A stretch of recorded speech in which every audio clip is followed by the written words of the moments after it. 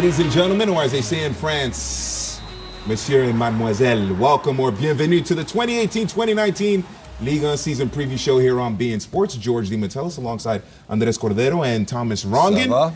Before we go forward on the program, we have to look back. Here's Mike Fuentes with a recap of last season.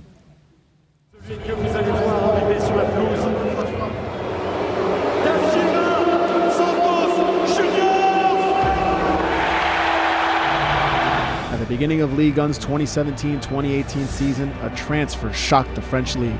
Neymar Jr. had arrived in Paris. This massive transfer from Barcelona was a message to the defending champion Monaco and to all clubs in Europe that PSG was on its way to winning everything and becoming one of the top teams in the world. Neymar made his debut on the 13th of August, netting a goal for himself in a 3-0 away victory over Rongen.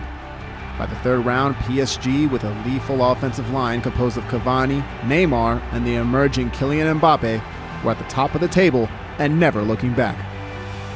They won their 7th Ligue 1 title with 5 games to spare after a 7-1 win over Monaco on April 15th. PSG, however, would not reach European glory after falling to Real Madrid in the round of 16.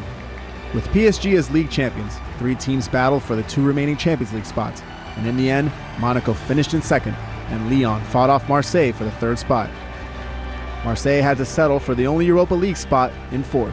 Troyes and Metz found themselves relegated, while Toulouse secured its continuity in 1st Division by defeating Auxerre. When all was said and done, the 2017-28 season could be summarized in just 3 words: this is Paris. I'm back here with Andres and Thomas. All right, Andres, let's start with you because heading into the season, some transfers last season. Neymar was the big move, obviously Mbappe as well, but this season's been pretty quiet. What's been the biggest transfer news for you so far this season? Well, it's a free transfer, surprisingly. Okay. It's Gianluigi Buffon, because I think it's a masterstroke of a transfer, really for both sides. Gianluigi Buffon gets to continue to extend his already brilliant career after 17 years at Juventus. He continues to chase the Champions League trophy because Paris are still one of those teams that you put in the list of 4 or 5 that can contend to win the big year trophy. And, you know, they add experience, they add character, they add a leader into the locker room in Gianluigi Buffon, and they add a very good goalkeeper. He was outplayed by Wojciech Szczesny at Juventus at times last season, but Szczesny's also a very good young goalkeeper. And so I suspect that we're going to see a timeshare this year between Alphonse Areola, a good emerging goalkeeper, and Gianluigi Buffon. What that distribution is going to look like, I'm not 100% sure, but I suspect Areola would get the Ligue 1 matches, and Buffon would get the Champions League and both domestic cups. Yeah, it was a great move. I agree with you. Buffon moving to Paris was a great move. For free, yeah, of all things, yeah. And Trapp is there still too, guys. If there's a new coach, there's opportunities for everybody, quite frankly. And maybe Buffon should have stayed at Juve because Ronaldo's there, and he could have won a UCL maybe with Juve better at PSG. But I agree with you. Absolutely brilliant for PSG and for Buffon as well. It's almost like a second life, and what he said, I'm going to fight for my position. I'm here to help. Brilliant at 40, you know. This could be a guy that can make Neymar and those kind of players, Mbappe, better because he's a leader, he's a father figure, and he knows how to win. And remember, with a young coach like Tuchel, someone like Buffon as his ally in the locker room could be a big help as well. All right, Thomas, what about your transfer for this year? What stood out for you? Well, what stood out for me is that some of the young players that have come through and continue to sign contracts with some great clubs there as well. You know, we've seen some players that leave, but we also see some young players that stayed. Golovin, though, is a player that I really like at Monaco. And the reason being is there were big suitors there. And I don't think that Golovin would have been an automatic starter at some of the clubs that we mentioned, particularly in the EPL. Right, this Chelsea. is another stepping stone for him in a team where he will start, a team that still has talent, that team somehow that gets players at a young age, although he's 22, he's not 18 or 19, but still young enough to develop in 1 year in Europe, in a league, also playing within Europe, and then make the big step to another team where he can still cash in as well. So both for club, Terry McGinn, the coach at Monaco, brilliant how he loses players but finds ways somehow to convince players and agents as well to come here for maybe less money but with the opportunity to showcase themselves on a little bit of a bigger level than he can do obviously back home where he's played consistently in Russia. So I think it's great for the player, it's good for the league, it's good for Monaco that might not be able to challenge PSG but could challenge Bordeaux and some other teams to stay in that top 3 to, again, get into Europe. And this is less of a transfer than a promotion, but Timothy Weah being promoted from the PSG reserves, the PSG P team,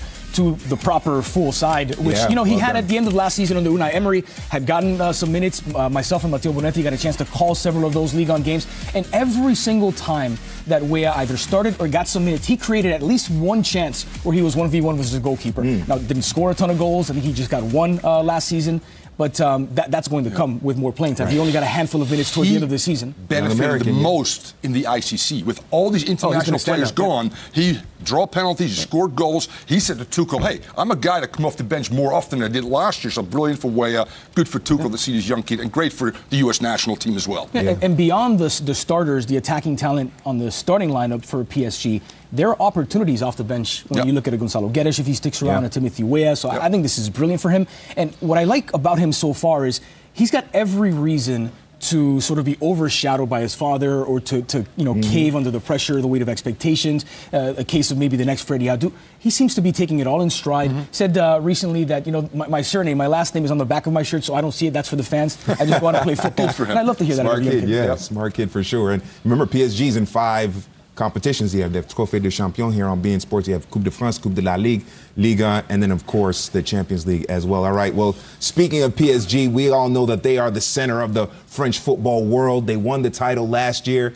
So I ask you guys, will they win again? What do they have to do in order to win it again? Andres, we'll start with you. What about them? I'm glad you followed up, because if it was just, are they going to win it again, this is going to be a very short segment. Absolutely, they are the odds-on favorite to win it again. Right. I mean, this is a team that's won 5 of the last 6, several of those in double digits. I think it was a 13-point gap last season. And this might be the best version of PSG since the QSI takeover. And that's without adding major significant pieces. I mean, sure, they promoted Timothy Weah and they signed Gianluigi Buffon on a free transfer from Juve.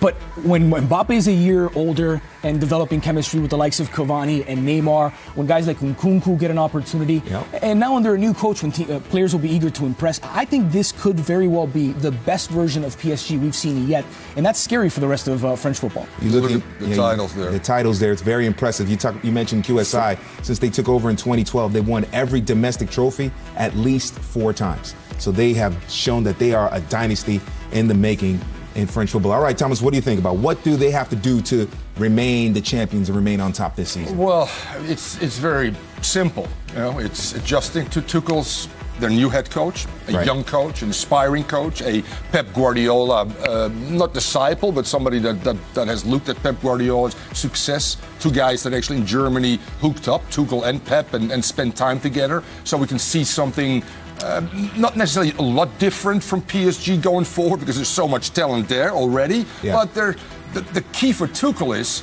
how, when you have the ball, do you continue the art of defending? Because where they fall on their face in the last 2 years in big games, both in Ligue 1 to a certain extent and also in Europe, is that their defense doesn't have the discipline, and I call that defending without the ball, to not give up the amount of goals that they have to outgun a team. Real Madrid, again, 5 goals in 2 games. The year before, Barcelona, 10 goals in 2 games. In Ligue 1, I think they should absolutely dominant, but use the league as a springboard to get your tactics right defensively, both with, but more so without the ball. One thing that you mentioned very quickly there was motivation.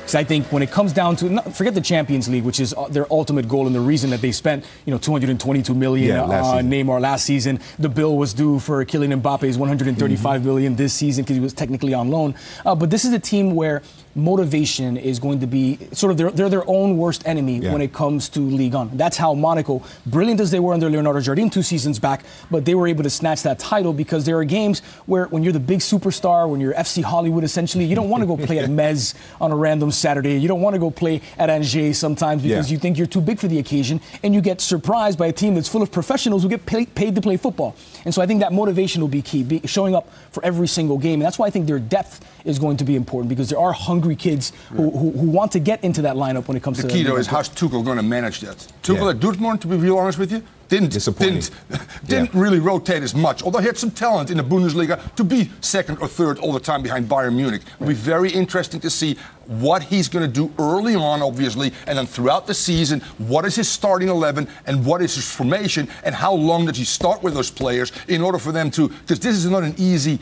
tactical arrangement that Tuchel puts together, as Dre will talk about a little bit later. What's interesting is where he did rotate a bit with Borussia Dortmund is where he probably won't hear. It's with the front three. Because when he was at Borussia Dortmund, he had the likes of Aubameyang, Kagawa, Royce, Pulisic, Adrian Ramos, and those guys moved around a bit. Here, I think it's going to be a pretty steady dose of Neymar, Mbappe, and Cavani. Now, he hasn't lined up back as well. Yeah, they haven't lined up for an official match as of yet. But if you go by the ICC so far, obviously without the star players and his days at Borussia Dortmund that we were just talking about, this is a system that he liked. It's a version of a 3-4-3, right? With Rabiot and Verratti as central midfielders, Dani Alves and Angel Di Maria as the wing midfielders, a back three of Kimpembe, Thiago Silva, Marquinhos, and then two good forwards behind the one center forward, Edinson Cavani. And it's a wealth of talent that they have when it comes to the That's the Gala 11 right there. That has to be their best 11, no? No. Lo Celso and Rabiot played more games than anybody else last year. So you think you can't just take Lo Celso out in this one there, that one there. And you know what? Di Maria in the 3-5-2? No way. That's going to be either Meunier or somebody else. I mean, tactically, that is unbalanced, and that's just not the way to go. There's minutes to go around for everybody. That's a great 11, but I think that Lo Celso and some other players will be heavily figured into that starting 11, and we'll see going forward as well. Well, you guys I'll take that team. I'll coach that. That would be a good team. Chelsea was a favorite of Unai Emery, and it took a while for him to break in. We'll see how he adapts under Tuchel. I think he's brilliant, especially if you allow him to get forward a bit more, whereas Emery would use him more as a defensive midfielder. Okay, we'll see what happens there. That's going to be very interesting. All right, mention teams that are hungry to take down PSG and win the Ligue 1 title. Andres, who's that team that could be the biggest problem for PSG in Ligue 1 this season? Well, let's talk about a few of them. I think Marseille are probably the ones that threaten the most because it's a continuation of a project, but that's not where I want to start. I think we'll start with Monaco because they're the last non-PSG team to have won the title. Right. But it's going to require a magic trick from Leonardo Jardim, another absolute magic trick in order for them to actually beat out Paris this time out. And not just Paris, but to finish ahead of OM and OL because they've lost key pieces. Over the seasons, they've lost big names like the likes of Kylian Mbappe and whatnot. But this year, they've lost three players who were essentially every game starters. Yeah. The two central midfielders, Fabinho and João Moutinho, both gone. And Thomas Lemar, the winger, has now gone to Atletico Madrid as well. Those were three of the guys that were most consistent and most productive. In their absence, you're going to ask for a Yuri Tillemans to step up. You're going to... Let me give you this, actually. From the team that won the Ligue 1 title, in terms of the starters on that team, the only ones left to start this year, Subasic, Glick, Jemerson, and Falcao. Wow. And it's an aging Falcao. Yeah. What about you, Thomas? What team is hungry enough to take down PSG? And I'll give you the reason why all teams have somewhat of a chance. VAR is being introduced in Ligue 1 next year. Okay. And we've seen what VAR has done to the World Cup, by the way. So a team that can defend well and can win on set pieces and get a PK here and there and avoid giving up penalties could be in the mix. And I'm telling you, and Andre started with Olympique Marseille. That's the team right now, my position, that can challenge the most based just on paper, what they have. You know, Payet, Germain, and obviously Thauvin is a big-time player. And they've signed, we'll talk about it a little bit later, some younger players as well coming through the academy that they could challenge talent-wise. Last year, they played them in two finals, I think, and they got absolutely walloped, Marseille. But they have a team that has some depth, that has quality, and Rudy Garcia is a good coach as well. Yeah, all right, that should be fun to see. I'm sorry, guys, we've got to take a quick break, and we'll talk more about some of the other teams and some of the players that could really do some damage in Ligue 1. All right, time for a quick break, and on the other side, we'll do that. We'll talk about some of the players to watch for the upcoming season, full of young stars, the French top flight, and also on the program, we have predictions coming up. The Ligue 1 season preview show continues here on beIN Sports.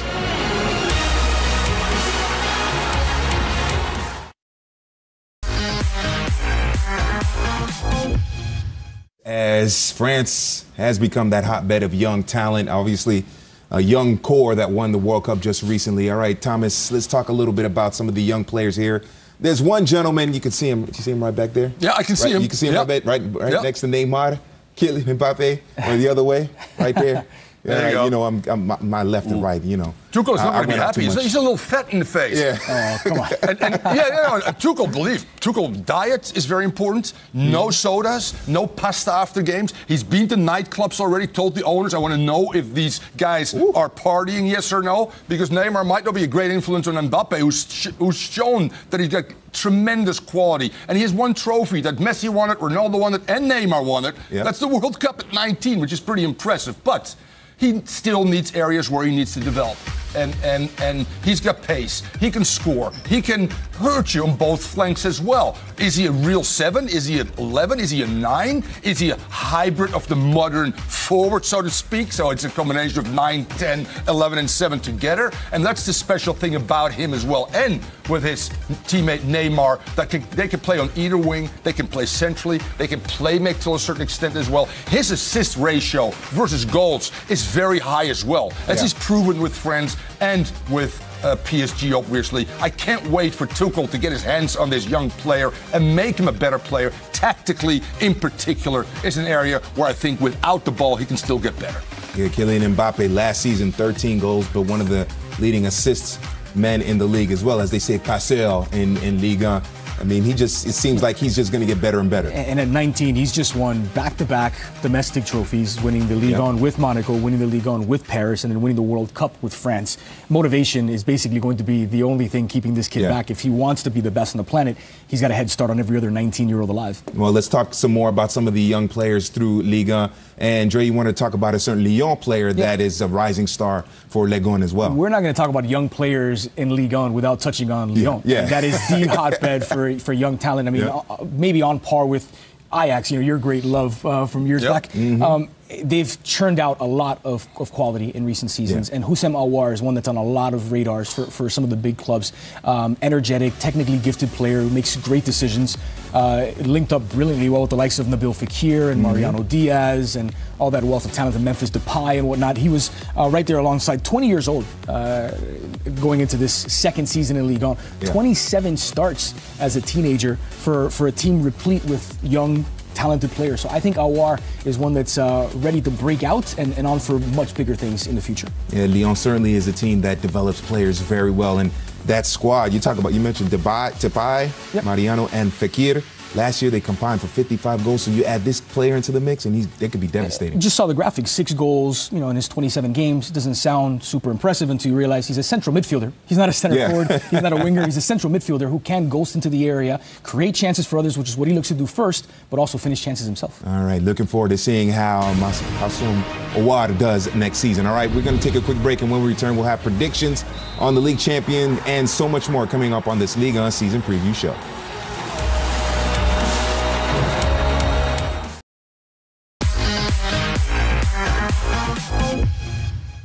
Welcome back, everyone. Ligue 1 preview show, season preview show here on beIN Sports. Georgie Metellus alongside Andres Cordero and Thomas Rongen. All right, let's get right into some predictions here. Thomas, we'll start with you. Who will win Ligue 1? Who will be the Ligue 1 champions this year? It will be PSG. Highest scoring team in all the top 5 leagues in the world. 147 goals, 3 players at 20-plus goals. Mbappe, Cavani, and Neymar. That's it. PSG will win. All right, Andres, what about you? And not only is it PSG, but it's probably the best version of PSG we've seen so far. So I would look for something like a club points record under Tuchel this year. Oof. All right, I'm going with the dynamic duo of DMF. Depay, Mariano, and Fekir. I'm going to say Lyon's going to win it. I like that trio. I like that trio. All right, I love it. Now, the production team, they picked Lyon as well. I had no influence over them whatsoever. No love for Marseille, huh? And then the fans said PSG. So no Marseille and no Monaco. Very interesting there that it is basically between PSG and Lyon. All right, Thomas, who will be the meilleur buteur, as they say in France, the leading goal scorer? Who was 20 plus, which means 3 players over 20 goals. With Mbappe 22, with Neymar 24. Cavani this year will have 28 goals scored, so Cavani will be the leading goal scorer. Okay. Cavani. Yeah, being fully aware that it's probably going to be one of the PSG guys, I'm going to go out on a limb. I'm going to take a bit of a braver pick and say those guys take goals away from each other, the likes of Cavani and Mbappe and Neymar. And that means Florian Thauvin gets a chance to build on his excellent season last year and improve on that. Love for Marseille. Right, Finally, somebody's in love for Marseille. All right. Well, I played it very safe, and I said Neymar. So there you have it. I played it very safe. 19 goals, 20 games last year. Remember, he missed pretty much the entire second half of the season. He could have scored 40 if he wants to. All right. The production squad says Mbappe will be the leading goal scorer. Outshining both Cavani and Neymar. That would be impressive. And then the fans say Neymar. They think that the Brazilian will be the top goal scorer in Ligue 1. All right. Who will be the best goalkeeper? Gigi. Gigi Buffon. Gigi. Say Gigi. Okay. Here I am, 40 years old, okay? And the key for Gigi is to get these boys in front of him. Marquinhos, Silva, and Kimpembe. Right. The three central defenders. I'll probably start for Tuchel. And with this big man right here, all right, he'll be the best goalkeeper in the league and might get him to the promised land in the UCL even. Andres, what do you think? So this is the thing about previews is I've got the same club but a different goalkeeper because I think when it comes to league play, Alfonso Areola will probably get the bulk of the league minutes, whereas you might see more of Gigi Buffon in the Champions League and the two domestic cups. I think even if it's just a merit-based competition between the two, Areola could win that one out. Yeah, I agree. I say Alfonso Areola is going to be the best goalkeeper in Ligue 1 next season. What about the producers? Oh, they say Subasic. The production team says Subasic of Monaco. Obviously a finalist with Croatia in the World Cup. And the fans say Gigi Buffon will be the best goalkeeper in the league. All right, ladies and gentlemen, we'd like to remind you that the Ligue 1 season starts August 10th on Friday with Marseille versus Toulouse, and we will have the action for you here on beIN Sports. Andres and Thomas, thank you very much for your time. We appreciate it. Au revoir. Take care, everyone. Au revoir. We'll see you in a couple of days' time with the Ligue 1 opener.